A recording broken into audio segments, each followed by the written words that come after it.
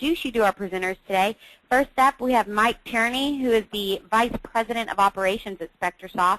And we also have Alan Schimmel, who's the co-founder and managing partner of the CISO Group. So Mike, whenever you're ready, take it away. Thanks, Abby. And thank you to everyone for taking some time out of your busy day to come and join the webinar. I'm happy to be here and speaking to you today. We're going to try to make it interesting and hopefully a little entertaining as well. I've known Alan here for a while, and he's both very well educated on the subjects we're going to be talking about, and he's usually a pretty funny guy to listen to. So I think we're going to have some fun today. So with that said, let's step forward and cover off the agenda. We want to talk a little bit today about the insider threat. So what it is, why it's such a challenge to deal with, and a little bit about what the impacts are.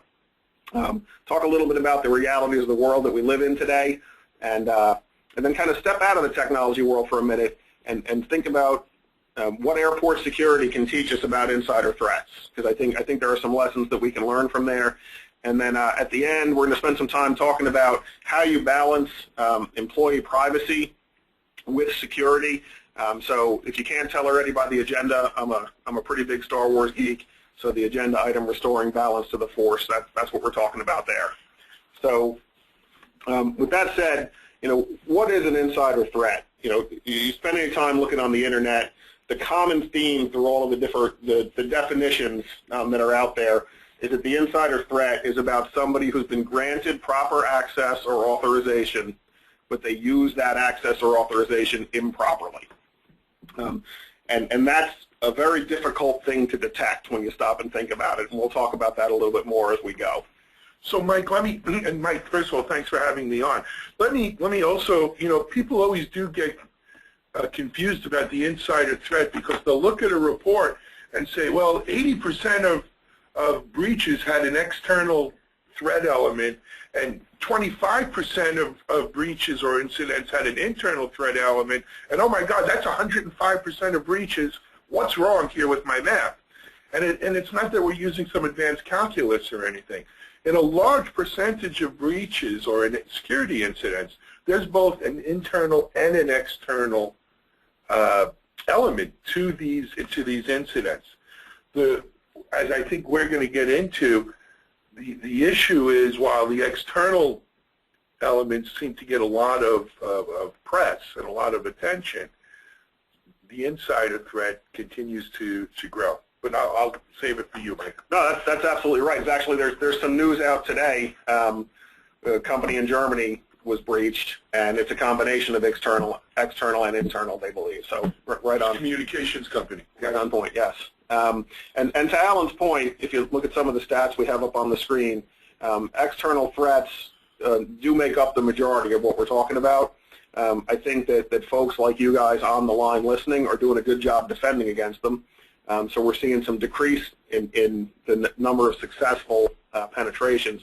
Internal threats, on the other hand, are on the rise. Still a smaller number, but it's getting to the point where we just can't ignore them anymore. One of the things in my role as VP Operations, one of the things I always look for in my employees is continuous improvement, right? You look for that in yourself, you look for that for the people you work with and the people that work for you, and you want to be continuously getting better. One of the areas you don't want to see that, however, is with insider threats, and if you look at some of these stats, it's getting easier and faster to get data out of the company, and it's getting harder to detect or discover that it happened. Yeah, right. Mike, if I can give us a security industry sort of view on this at a macro level, I don't think we've gotten better on external threats, frankly. I think it's really a question of who sucks more. And, we frankly are sucking a lot more detecting insider threats than we are external threats. So detected external threats are not growing as quickly as the phenomenal rate that internal threats, as you see on the screen, have increased by 250%, which is just crazy. But to say we're doing a better job on external, and maybe not so much. But certainly we need to have a bit more focus on those internal threats. Thanks, Alan. Okay. One of the things to think about when we talk about the insider threat is just how the progression of technology has made it easier to get data out of the company, right? And I don't want to dwell on it too long, but we've gone from, when I was a kid and would visit my father's office in New York, giant printers that were printing off a mainframe terminal, and if you wanted to get something, you printed it, and the guy from the mailroom brought it up to you, so it was very public, down through USB sticks to now you can drag and drop box something out of a company in a second, and it's very difficult to do that. And I think that ease of being able to get data outside is affecting kind of how people think about the right or wrong associated with that. So as we go to the next slide here, and you look at some of these statistics, one of the ones that jumps out on me right away is the number of people, 51%, that think it's okay to take corporate data with them when they leave a company. Absolutely.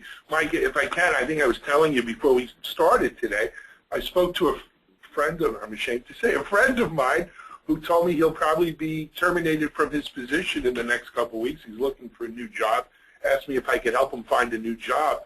And I said, perhaps. And he said, well, the first thing I'm doing is I'm going in tomorrow with a USB drive, and I'm copying down all of my spreadsheets, my contacts, downloading Salesforce. And I'm thinking to myself, is this someone I want to recommend for a new job to someone else I know? But it goes to what you said, our expectations of what is permissible, what is allowed, what is okay, really are as whacked as our privacy, what we expect from our privacy on Facebook and other social networks, right? Mm-hmm. And again, taking the IT security guy's perspective, as many of our listeners out here do, we need to bring balance to the force of what really is permissible to do and what isn't, what clearly crosses the line. At the end of the day, our paychecks come from our employers. And we all have an obligation, a duty, a fiduciary duty to protect those assets. So, looking at this stuff, if this doesn't kind of ring home and think something's wrong, well, then there's something wrong. Yeah, yeah. And I think we have a duty or responsibility to our employers, and certainly to shareholders, but to our coworkers as well, because the damage from a data leak, can start to affect your coworkers as well. So actually, we're going to move to the next slide. And talk a little bit about the impacts of a data leak. This was a survey by the Ponemon Institute, and some of the numbers that jumped out at me. I mean, the biggest thing to take away from this is 86% of people, understandably and not surprisingly, have a negative reaction when they find out that their data was part of a data breach. Right? Absolutely. But Mike, there's some stats or some metrics not on here. When we're talking about public companies, what's the bottom line hit to your stock value? Let me give you an example. I know you were actually quoted in this article over at Softpedia back in late August. IBM, evidently a disgruntled employee at IBM, felt it necessary to let the world know that IBM only did and I say only, tongue-in-cheek, only did $2.6 billion with a B dollars in revenue in the cloud, and they have a goal of getting to $7 billion within 2 years. So immediately, the financial press is, oh my God, IBM's cloud strategy is a failure, and their stock takes a hit. It doesn't take much of an IBM stock hit to have billions of dollars of value down the drain. So the impacts of a data leak, not only on lost customers, are significant, but on if we're in a profit-sharing plan, we're lucky enough to be working at IBM, or unlucky enough to be working at IBM, we just took a big hit on our profit sharing, on our retirement. That's a great point. It's a great point. And I think, if I recall, that was somebody who was let go, and his motivation appears to be revenge. Well, that is, it was on one of these here, right? I think it might be coming down further. What motivates insiders to do this stuff?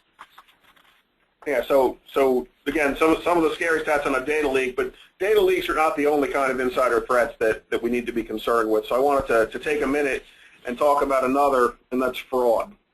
And some of these stats really jumped out at me. These are courtesy of the CERT Insider Threat Institute, which is out of Carnegie Mellon University, a very respected organization. And if you look at, if we go back to that theme of we're talking about people with proper access, proper authorization, and using it improperly, how do you find that? How do you flag it? So One of the things that I see a lot of times is people talk about unusual behavior. So if people are doing things at odd times a day, well, here 80% of fraudulent acts were committed during working hours. More than 50% of the cases, the insiders had that form of authorized access that they used. But the ones that really jumped out at me here, the length of time between time to hire and the start of fraudulent activity of 5 years, you're talking about people that have been with your company for a while, they're tenured, they're trusted. You know what, that's almost counterintuitive to me, Mike, because I know I've worked or I've consulted for companies, large enterprises, and they always have new companies on sort of a probationary period. Yep. Right, so those new guys are under the thumb for the first 90 days. What they're doing is watched. The idea that someone there more than 5 years, I mean, are they deep spies, right, like brought in by birth, or did something happen that turned them at the end of their tenure with the company? Because you think about planting someone there for 5 years before they're going to do something. I just can't imagine that. No, I think this is more, what you see here is more financial stresses. You know, we've been in a prolonged period of challenging economic times, and you get that trifecta of means, motive, and opportunity. Yeah. And so, you know, and that was, you know, financial gain was a motive in 81% of the cases. And then, you know, we touched on, it was a data theft case where revenge was.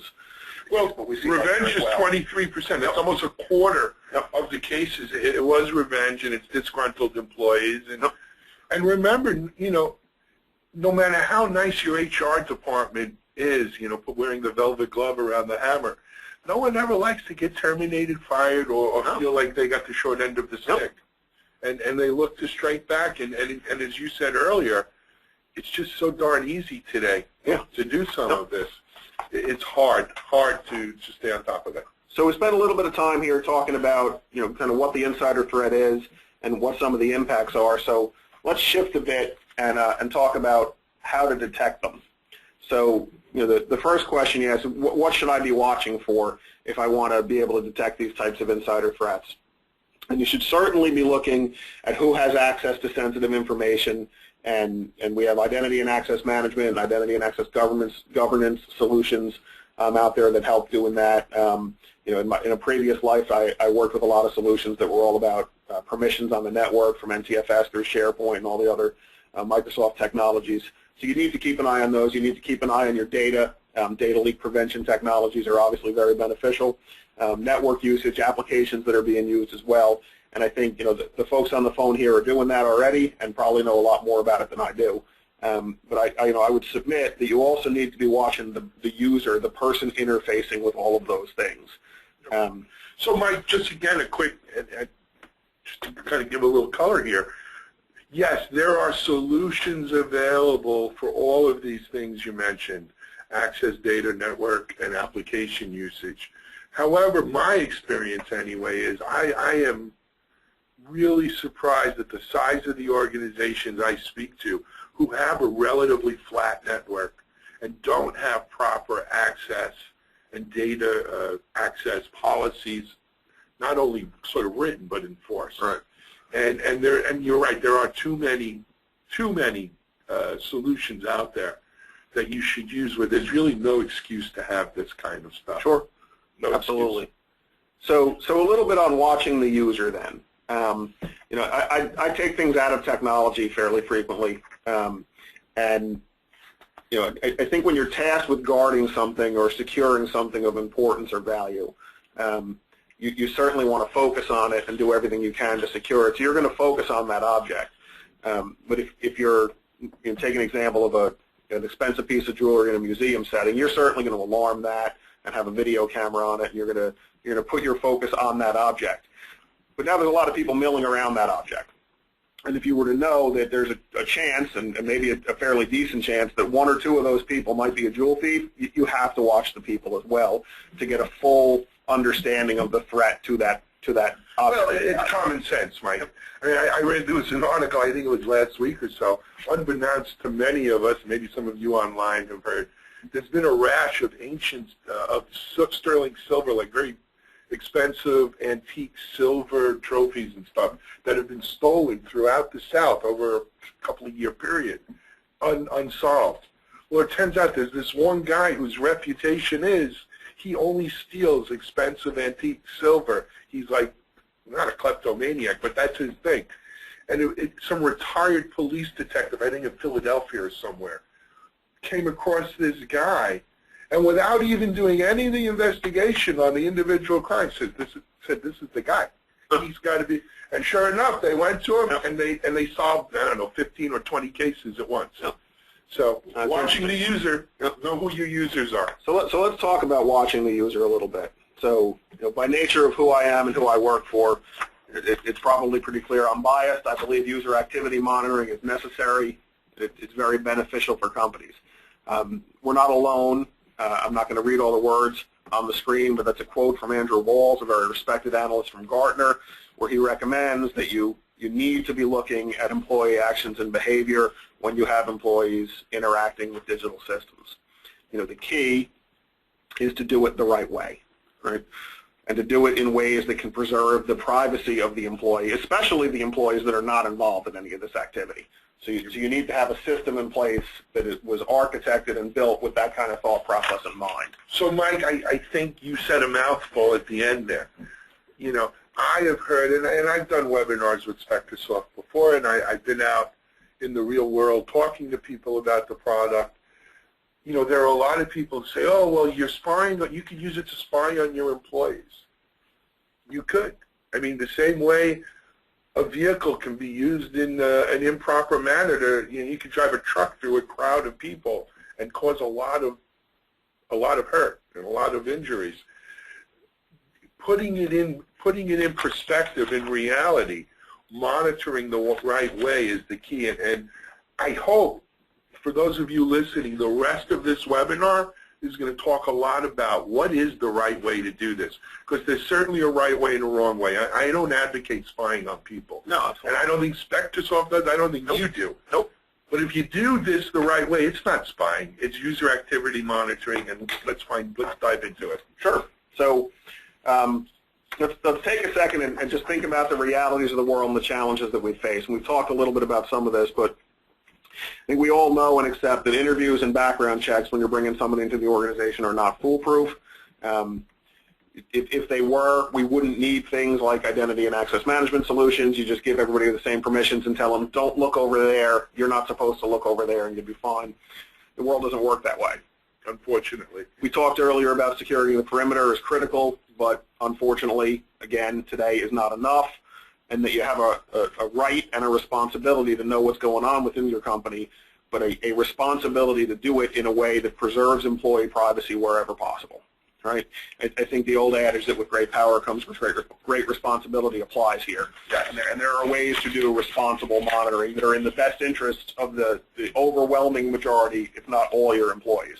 And that's what I want to spend a couple of minutes talking on here. So, before you jump in, sure. Mike, I just want to make sure we're clear. We're not advocating not to do interviews and background checks or not to secure the perimeter.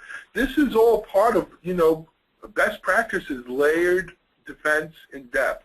You do all of these things, and hopefully you're catching stuff at every level. Exactly. Very well said. So, I mentioned earlier that I like to take things out of the technology world where possible. So I wanted to spend a couple minutes talking about airport security and what it can teach us about dealing with insider threats. So I imagine everyone here has been on a plane recently, or at least known someone that has been. And if you look at the U.S. model for how we're doing airport security today, and it has been effective, everyone is treated with an equal likelihood of being a threat. So we all have to take our shoes off. We all have to take our personal hygiene items and put them in the right size bottle and put them in a clear plastic bag so that everybody can see them when they cross. And we all have to, go through the Exposomatic 3000 machine, which I always take comfort when I do this, that it's worth for the person on the other end monitoring it, that it is for me. But we all have to do those things as we do it. And that's one way of doing it, and it's been effective for us. We got to give the folks that are doing it credit. But yes, it's been effective. Well, I'm not going to say yes, it's been effective, Mike, because I go both ways on that one. But what really irks me about this model is when I see some little old 80-year-old lady having to go through the full body check because she has an artificial knee or something. And God forbid we mention the profiling word, because we're not allowed to profile, right? As part of this, it seems, though maybe they do. But everyone is treated exactly the same, and everyone's a threat. And to me, it sort of is like giving people, the TSA agents, a lobotomy. And maybe they need a lobotomy, but, you know, let them use their common sense. This little old lady is probably not the bomber. Well, anyway, it's interesting that you brought up profiling, because folks can see, you know, an alternative model to the model that the U.S. uses, the Israeli model of security. And they do combine profiling with things like behavioral analysis, body language, and other indicators that I don't know what they are. If I knew, I'd assume they'd have to kill me. And if I told you guys, I'd assume they'd have to kill you too. So it's best that we just leave it for they have a secret sauce way that they do this. But one element that they use is profiling. And I wanted to talk about that a little bit. And the first thing I wanted to address, the question is, isn't profiling a bad thing? And I want to be absolutely clear that it depends on what you profile on, and if you profile based on who a person is, their race, their creed, their gender. That's not how we do things in America. That's not what we're recommending here. What we're talking about is more looking at things that we know statistically present risk to a company, and then addressing those situations in a different manner. So keeping this out of the technology world for a little bit, let me see if I can walk you through an exercise to see if you would ever profile. So consider a situation, you're having a party at your house. You have a nice house.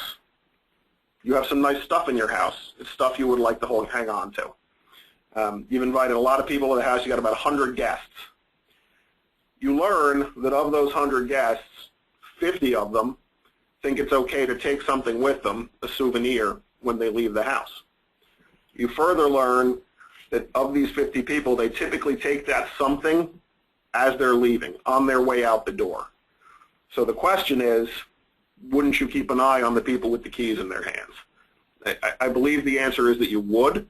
And if you think back to the statistics we shared earlier, where 51% of people said it's okay to take corporate data with them, then they leave, well, that's a way you can look at. We have this high-risk exit period, where as people are leaving a company, whether it's by their own choice or something that's being forced upon them, we know that people take corporate data. So wouldn't you want to keep an eye on activity then in a heightened way to make sure you're securing your data and preserving the internal security for all the reasons we talked about earlier? So Mike, let's drive that home to IT. So if we know an employee is on probation, his performance, he's been brought in on performance and given a plan or what have you, there's nothing the matter with saying, you know what, that employee now fits the profile of someone who may be making putting his affairs in order to leave the company, which may include taking corporate data, and therefore, shouldn't we maybe keep an eye on that employee? Now, is that profiling based on race, creed, sex, gender, etc.? Of course not. Yep. Is it wrong? You know what, I'd be really interested in people in our audience. Do they think that's wrong? Because I certainly don't. I think that's common sense. Well, I think, you know, companies have for a long time accepted that there are times where you tilt the balance from employee privacy to security, right? Employee investigations have been going on for a very long time. The different methodologies are used. People pull through emails, they scrape logs, they use our software, software like ours, to do those investigations. The thing is, there's a trigger, there's a reason to do it, and the company's at peace with, my interests now have to take some precedence, right? So I think that we have to look at what are some of those other reasons beyond a tip or a complaint or suspicion that someone's doing something wrong, and something like a high-risk exit period would be another reason to take a look at what's going on the network. Sure. Probable cause. Good term. So as we think about this and we bring it back into IT, as you said, Alan, well, let's talk about how you balance employee privacy and security, or in my Star Wars geekiness, how you restore balance to the Force. Okay, Skywalker. So I think it's, reconnaissance is an interesting word. If you look at the dictionary definition of it, it's a preliminary survey looking for some kind of activity. So you want to try to find a way that lets you do that without violating privacy, but there are some other steps that you need to take too. The first is to put the ability to review user activity data, especially any that has any detail in it, in the hands of the right people. Now, the right people are going to differ based on your company and your organization and your structure. In some cases, it may be an owner. Some cases, it may be HR. It could be legal. As part of your process of going through and deciding on implementing a user activity monitoring solution and strategy, that's one of your decision points, is to decide who should be reviewing this data, and then make sure that you keep the power to do that in their hands and their hands only. For the IT crowd here, you guys are highly skilled professionals. You've got more initials after your name than I can ever hope to have, but I don't think you signed up to be judge and jury on your peers. Your task is more to provide the solutions that can help people secure. In this case, we're talking about internally, and to have the knowledge of them, so that if the time comes when somebody in a corner office says, I want to go about securing against internet threats, you can say, hey, I'm aware of some technologies we can use. And I think that's a large part of the reason why folks are here today. Yeah, and Mike, let me see if I can crystallize this for some of our listeners and attendees today. IT people, men are from Mars, women are from Venus. One of the only thing I learned from that is that men generally like to solve problems. Yep. So, and IT people, whether they be men or women, we're problem solvers, right? I need some code that allows me to do this. Bam, I'm going to develop some code. I need a solution that allows me to do that. I'll find the solution or I'll make the solution that does it. Can't emphasize enough, we solve problems. We don't necessarily go in search of problems. Yep. And we come up with solutions to problems when that's our job.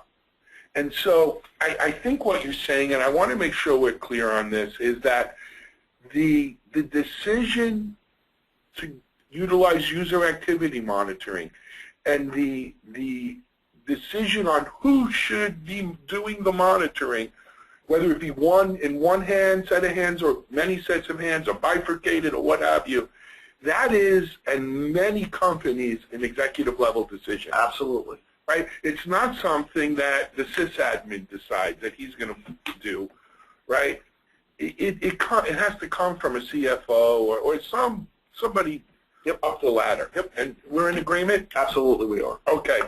So I think it's our duty as IT people to make them aware of the capabilities. Yep.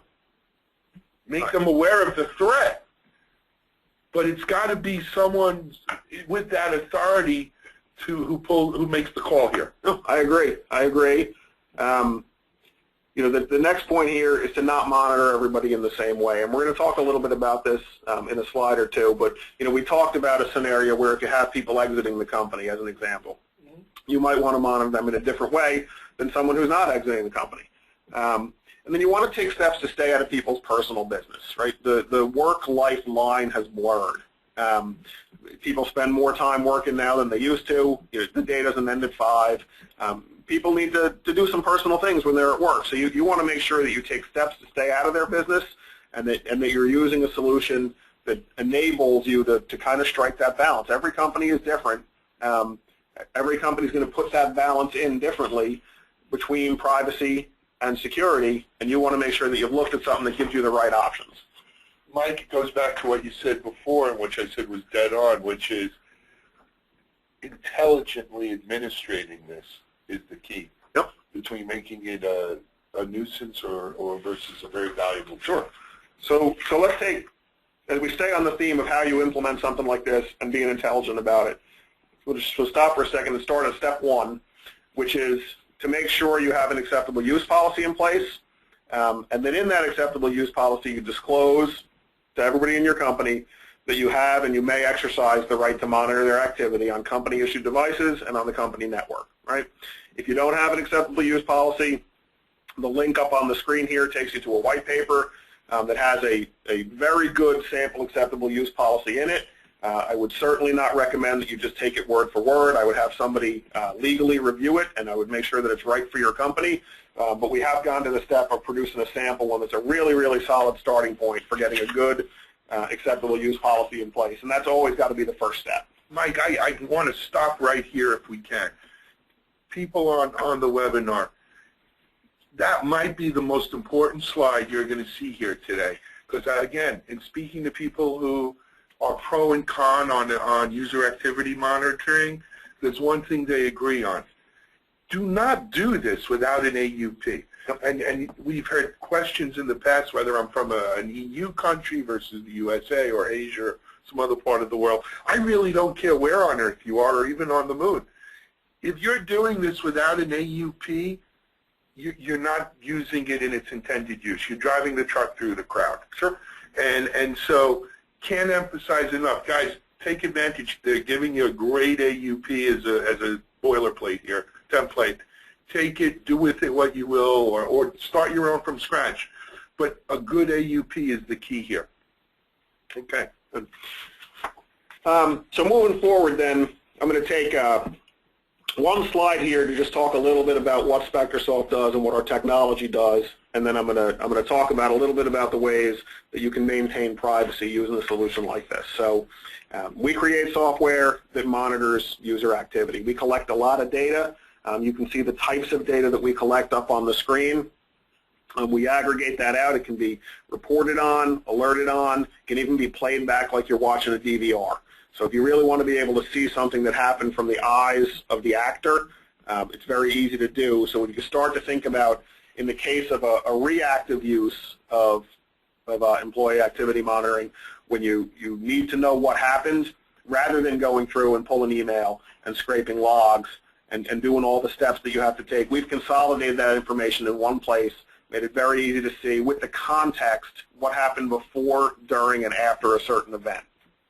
So with that power, as we talked about earlier, and the amount of data that we do collect, you need to make sure that you're taking appropriate steps to preserve privacy. So I want to talk a little bit about what some of our customers do and what some of the options are in our product. So staying on that theme of restoring balance to the force, the balance between employee privacy and security, one of the interesting things that a lot of our customers do is they split the SA password that gives people access to the database where the data is stored. And I've seen, literally eight character passwords where 4 are in the hands of IT and 4 are in the hands of HR, as an example. It's a very powerful way of making sure that proper policies are used to enable access to that data. So maybe our government should do that. Let's not go there. Go ahead, Mike. So that's just one common sense, easy way that people use. But there are things that we've architected into our solution. I talked about not monitoring everybody in the same way. Depending on what your goals are and what you're concerned about, you want to have options as to what you monitor. So you may be worried about access to sensitive data for a group of people or a certain person. Well, you might want to just go through and monitor program activity, what applications they're using, and what documents they're doing, and what they're doing with those documents they're using. So you might enable program activity and document tracking, but you're not worried about where they're going on the web. You just don't monitor it. That's one of the options that are built into our solution that enable you to start thinking about privacy. I talked about staying out of your employees' personal business.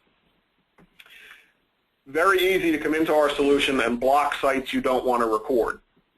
Vast majority of employees use direct deposit today. It's not that hard to pull together a list of the banks that you're doing business with.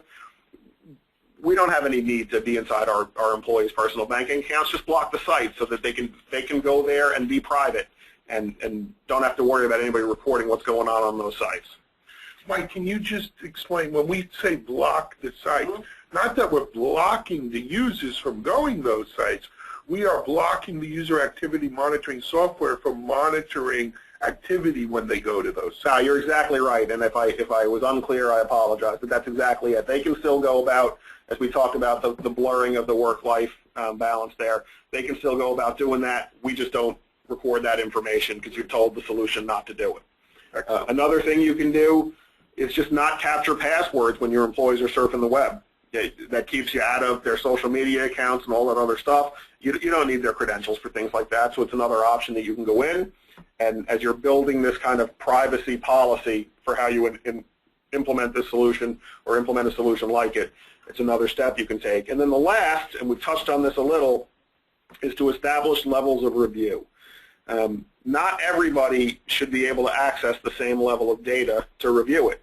So you want to have a solution that enables you to grant the power to look at data to the appropriate people. And again, that's going to differ based on your company, but you could certainly go in and say, if we want to see email activity, only HR can do that. As you know, may not be the best example, or chat and IM activity, they're restricted to different people. And in that way, you kind of, first of all, take yourself as the IT guy and having to bear that burden of being the one that's going through all that information. But more importantly, it lets you put that power in the right folks inside your company. So you're really enabling the management of the company to have good corporate governance and doing it in a way that was designed with employee privacy in mind. So, Mike, two things on a couple of the things you said here.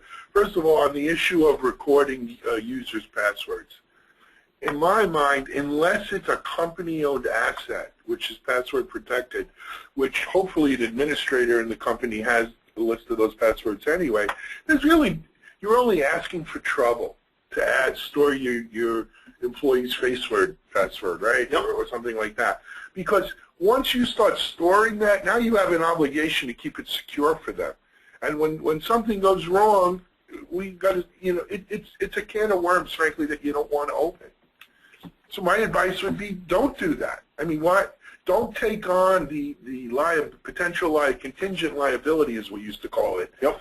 That's a contingent liability you don't need. Secondly, very, very important and powerful tool, Mike, is the delegation of responsibilities and duties here. The same way we said the IT admin isn't the guy who makes the decision on whether to use activity monitoring or not. He's probably not the one who decides, I want to monitor Mary Jane's email messages either, right? There's really no reason for Joe in IT to monitor Mary Jane's email messages. He just enables email monitoring. Correct.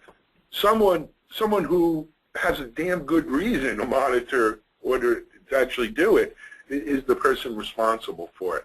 So we're talking about using it the right way, using the tool for its intended use. That's what it's about. Too many times I've seen, and we're all guilty of it in the IT world, because after all, we are omnipotent, and the dark side does take us over, and who knows better than us. But we try to take too much onto ourselves. We have too much ability.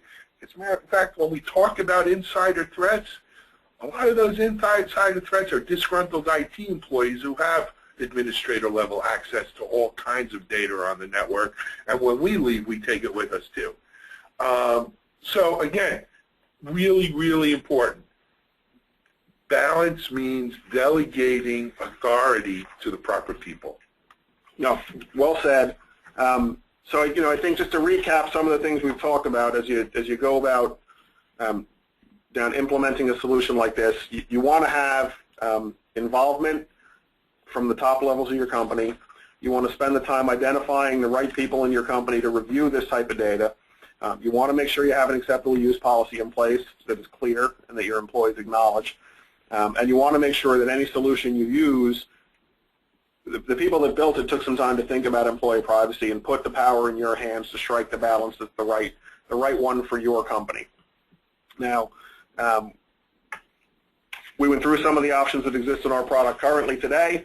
I wanted to take just a little bit of time here, one more slide, to talk about, if I stay on the Star Wars theme, and I appreciated the dark side plug, Alan, to talk about another option. If what you've seen is not sufficient for you, then there's the option of seeking out the chosen one, the one to restore balance to the force. And that would be a solution that records and logs this kind of digital activity, that looks at the communications layer, communications fabric, and the online fabric of a company, and keeps it stored encrypted and obfuscated on a local machine where it occurs, scans that activity, and alerts on insider threat indicators. We talked about fraud earlier. There are really well-known indicators of corporate fraud. An example would be an accountant typing it's a gray area. I married into a family of accountants, and one of the things that I've learned is that there are no gray areas in accounting. That's what my wife tells me every time she said, where did all the money go? And I try to say it's a gray area. But there are indicators. There are keywords and phrases. Ernst & Young and the FBI have pulled together, and it's very easy to find online. It's off the books. Management will never find out. Those types of phrases can be indicators of fraud, as an example. So you want a solution that looks for those indicators and alerts on them but that puts the control of whether that recorded data is ever unlocked in the hands, as we've discussed now, in the right people. And if you can find a solution that's doing that and looking for all those things, it enables you to broaden out your employee monitoring strategy, because it is fully keeping privacy in mind. That data is never accessed. It's much like a flight recorder on an airplane or a black box. You only look at it if there was a problem, and it's kept locked away if there wasn't a problem. So that's a future solution that we wanted to touch on a little bit, and the good news is it is coming soon. It's a near future solution. Very future soon, and balance will be restored fully to the force later this month. Well, that's certainly a plug to leave them hanging, Mike.